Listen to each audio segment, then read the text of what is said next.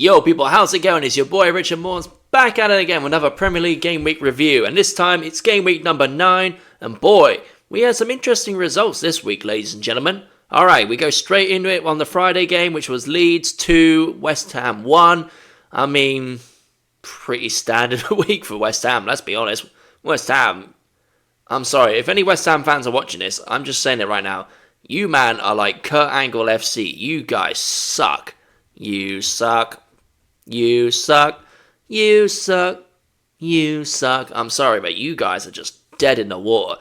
I thought after you sacked Graham Potter and you brought in Nuno, especially after the way Nuno got sacked from Forest, that maybe things would turn around. But boy, the rot that you guys are in, there's just no hope for you. I'm sorry, there's just no hope. Good win for Leeds. That's pushing further up the table. I do feel like Sunderland and Leeds are probably going to be the two teams that stay up. Burnley, it's not looking good for Burnley. Yeah, it's just taking L after L after L. I know they won against Wolves this week, but, you know, Wolves aren't actually doing much better either. So, you know, it's a novelty win for Burnley, really.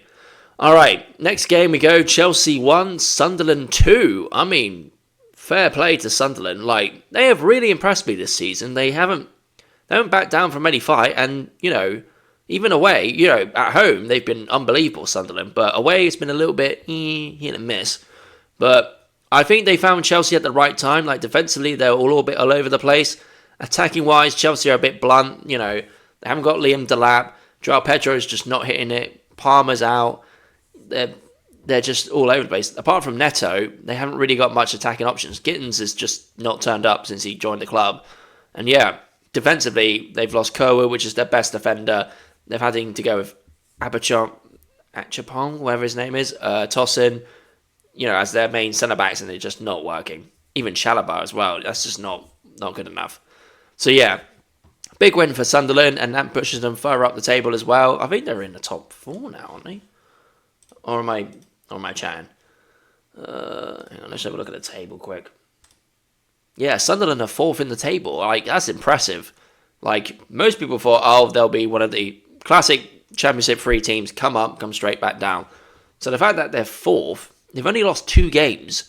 They got 5 wins, 2 draws, and 11 points on the 11 goals scored. Fair play to them. Absolutely, my hat's off to them, honestly. All right, we go on to the next game. Man United 4. Oh, no, sorry. Whoops. Completely missed one. Next game, sorry. Newcastle 2, Fulham 1. Yeah, like, Fulham, you just never know with Fulham. They seem to be just a club that's just there in the league, really. They're not pushing for a European spot, and they're not really in the danger of relegation. They're just sort of in that sort of mid-table purgatory. And yeah, big win for Newcastle. That shoots them up the table. Let's see where they are now. Come on, table. Where are you?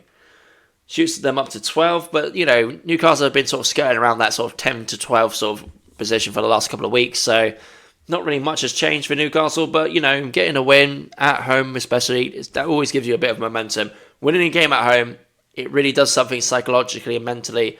And it's almost like you hope you have another home game straight afterwards, because just keep building that momentum and keep getting that form going. And all right, move on to Man United 4, Brighton 2. 3 wins in a row for Man United. Could this be the time that United strand? Because, you know, everybody said he has to win 5 in a row. Could this be the run that does it? It can. It can. It can happen. It could happen. Yeah. I mean, who have Man United's next 2 games anyway? Let's just have a quick look. So the next game is Forest. I mean, Forest, we absolutely hammered them, so Man United could easily win that. And then they got Spurs away. Oh, a rematch from the Europa League final. And that could be the one where, if they win that, United Strand gets 5 wins in a row. He can finally cut his hair, and he can do it in Old Trafford away at Spurs. But then I guess if they win that one, he'll wait for the next home game to get his hair cut, sort of thing. I don't know.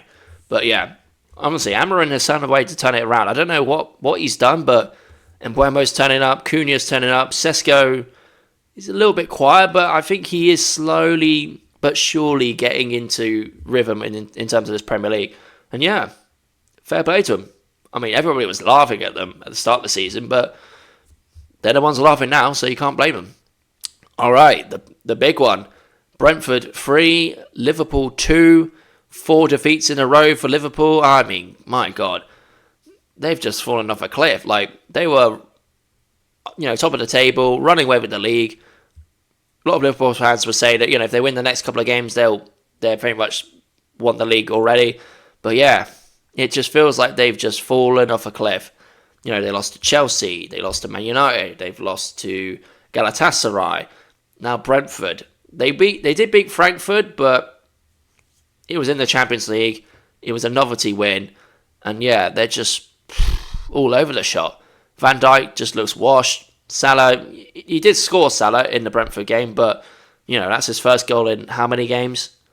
And yeah, Isak has done sod already since he turned up. Yeah, scoring a goal against Southampton in the Cup is great, but he's not done anything in the Premier League. Ekitike, he's trying, but he can't do it alone. Gakpo's trying. Gakpo's probably been their best player. And yeah, Konate's just got Madrid on the brain. He doesn't want to be there.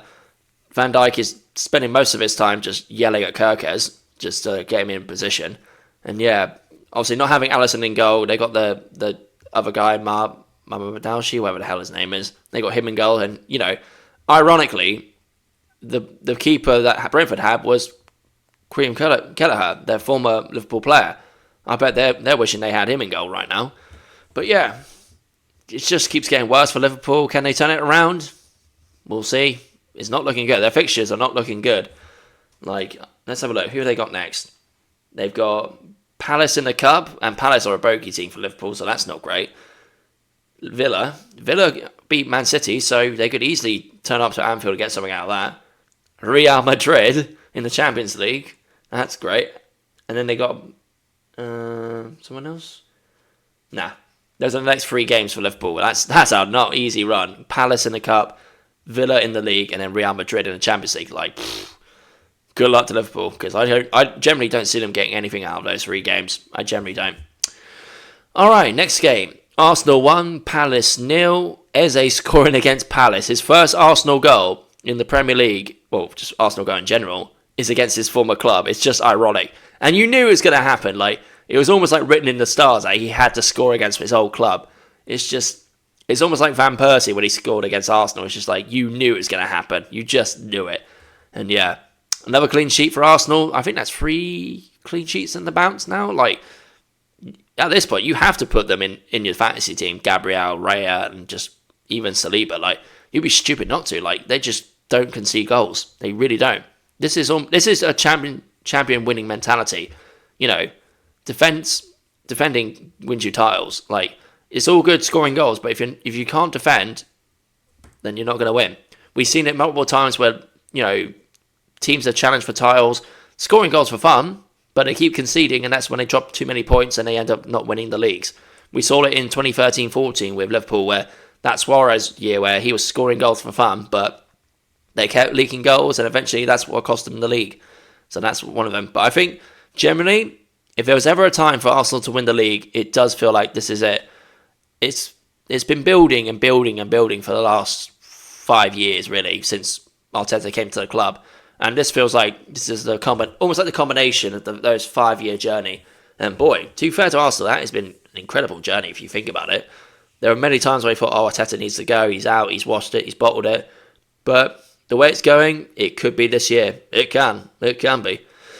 All right, next game. Aston Villa 1, Man City 0. Yeah, I mean, I'm a little bit annoyed with that because I had Haaland as my captain for Fantasy League and I had Ruben Diaz and Doku as well. But Doku doesn't really start half the time, so that's great. Yeah, bit of a shock win, really. Nobody really expected Villa to win this game. I thought, Haaland's just going to turn up, get a hat-trick and does what Haaland does. But no, fair play to Unai Emery. He's found a way to get a win against Man City, one of the favourites for the title. And yeah, City are just currently 5th. Like, you'd think by now they'd be, 3rd, 2nd even. But nah, man, they're just all over the place. They look like they can go on a run, and then it just sort of falls apart again. Similar to Liverpool, where they started off really good, and then it all just sort of crumbles again. So, yeah, unfortunately, Arsenal are just too far ahead now. I think Arsenal are, how many points ahead are they now? Yeah, Arsenal are 6 points ahead of Man City. They're 7 points ahead of Liverpool. Bournemouth, us, we're only 4 points behind them, but, that's still 2 fixtures away. So, you know, Arsenal are just running away with this league right now, and it's not looking good, guys. It's just going to be win after win after win, and they're not going to concede goals the way they're playing Arsenal, so that's going to make it even harder for anybody to catch them. All right, next game, Bournemouth 2, Forest 0, and yeah, I did say in my preview it was going to be 2-0, and yeah, Krupi Jr., Ballon d'Or, mate. Krupi Jr. has to start. I do not want to see Evan Nilsson starting or now.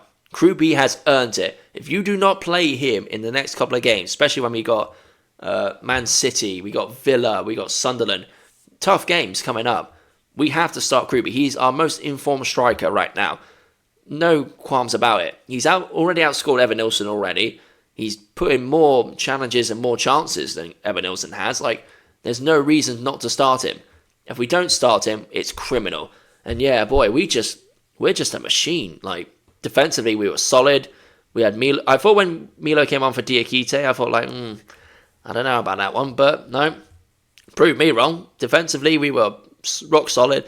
I know you can say, well, it was against Forest. It's Sean Dyche's first Premier League game in charge at Forest. They were still figuring things out. But yeah, to be honest, I'll be honest, Forest didn't really do anything in that game at all. They may have had like one chance. And I know the Tav goal was a little bit questionable. But, you know, at the end of the day, a goal's a goal. If they say it's a goal, it's a goal. We move, lads. Big game against Man City next week. We're going away to Etihad, so I will be doing a watch-along for that game. So yeah, come and join me on that one. Right, on to Wolves 2, Burnley 3. Yeah, man, big win for Burnley, but when you're winning against a team that's just as bad as Wolves, doesn't really mean a lot. It might mean a lot in terms of the relegation battle, and they are out of it, but, you know, they're only out of it by 5 points, and it's only 9 games in, so they could easily start falling back down the table again. So yeah, wouldn't be celebrating too much, just in case, you know, things could go sour again really quickly, and it could be straight back down into the relegation zone. And yeah, that's all I've got to really say about Fleming scoring 2. So it might give Burnley some hope they could stay up, but, you know, we're only 9 games in, lads. We've got 29 more to go, so we'll see. All right, final game. Everton 0, Tottenham 3. Yeah, man, just Tottenham just doing Tottenham things. Like, there seems to be a thing with Tottenham away. They really seem to turn up. And Mickey van der Ven, who I had on my fantasy team, so thank God for this.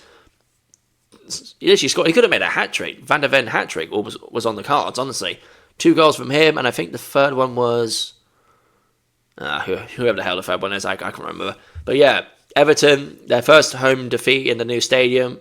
And it did feel like Everton are slowly falling down the cards. Like, where are they now? They're 14th. You know, they're only 6 points away from relegation zone. So, like I said, the relegation battle, there is one coming. It's not, as much as everyone says, oh yeah, Wolves are relegated, Burnley are West Ham relegated.